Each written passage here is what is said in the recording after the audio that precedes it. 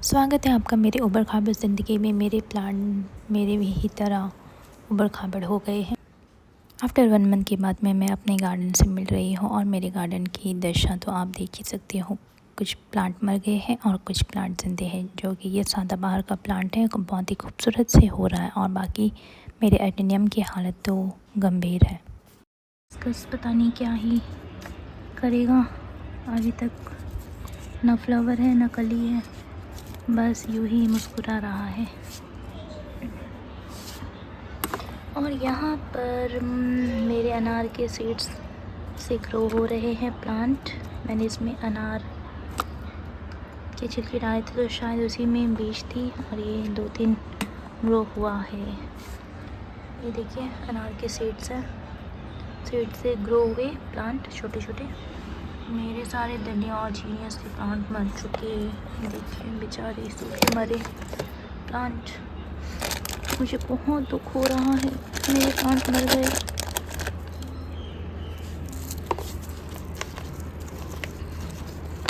और ये कहाँ से आई सड़ी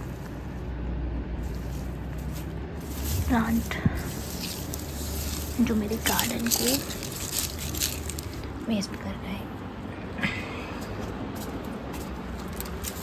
और इतना खूबसूरत सा मेरा गिफ्ट वाला प्लांट भी मर गया,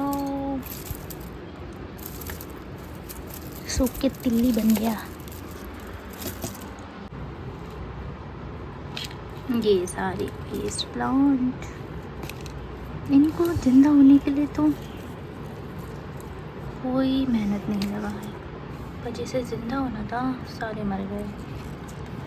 ये है मेरे पालक के प्लांट। कितने अच्छे से सारे में 6 गमले थे मेरे पालक के, सब मर गए। और ये आखिरी एक बचा हुआ। कोई बात नहीं, मैं फिर से ग्रो करूँगी। ग्रो करना है, मरना है, ये तो प्रोसेस चलता ही रहेगा। सो मैं आपको दिखा रही हूँ कि मेरे 1 महीने के छोड़ने के बाद में मेरे प्लांट्स की क्या हालत है।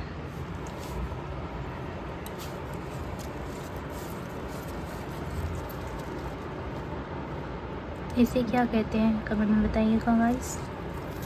और इसमें भी वाइट फंगस लग गया है।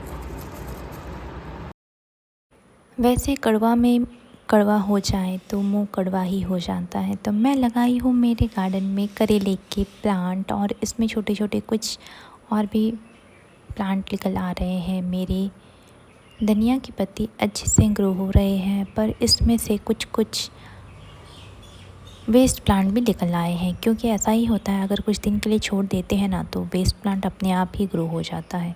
फिर देखिए यहाँ पर मेरे करी पत्ता बहुत ही अच्छे से ग्रो हो रहा है। इसमें अब नई नई लीव्स निकल आ रही है।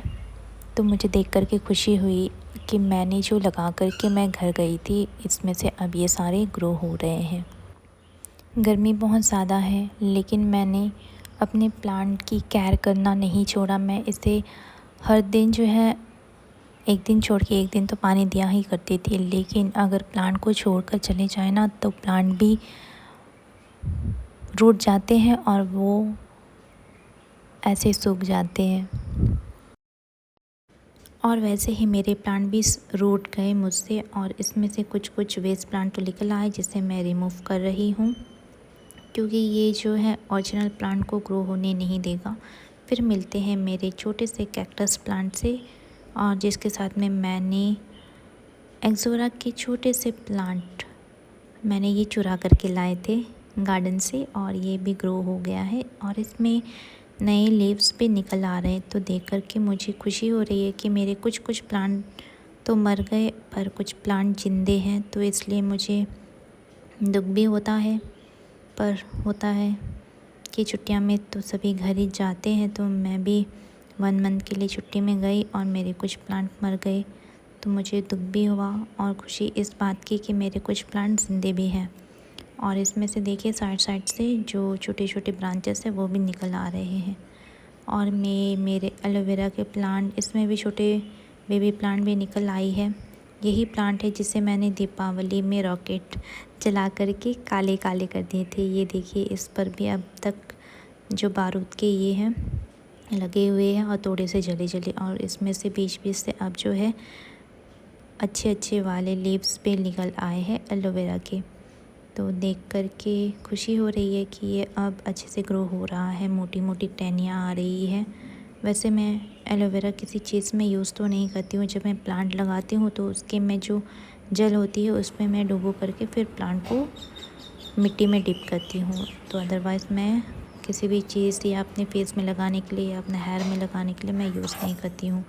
और मुझे खुशी हो रही है कि मेरे हिबिस्कस में फ्लावर के बड आ रहे हैं, और ये मेरे एलोवेरा के प्लांट जो कि मैं घर से लाई थी बहुत पहले, और इसकी रिपोर्टिंग भी मैंने लगा रखी है, तो आप देख सकते हो। तो इसमें भी नए लीव्स आए हैं। वैसे अब गर्मी का मौसम है, और ये रेन लिली वैसे ये एक बार खिल करके मर चुका है, और ये अब इसमें अभी कोई फ्लावर नहीं आएंगी, क्योंकि अंडमान में जब भी बारिश होता है तो इसमें फ्लावर होती रहती है, फिर उसके बाद सूख जाती है। और ये है मेरे गार्डन की दशा। तो आज की वीडियो कैसी लगी गाइस, कमेंट में बताइए। Like and subscribe.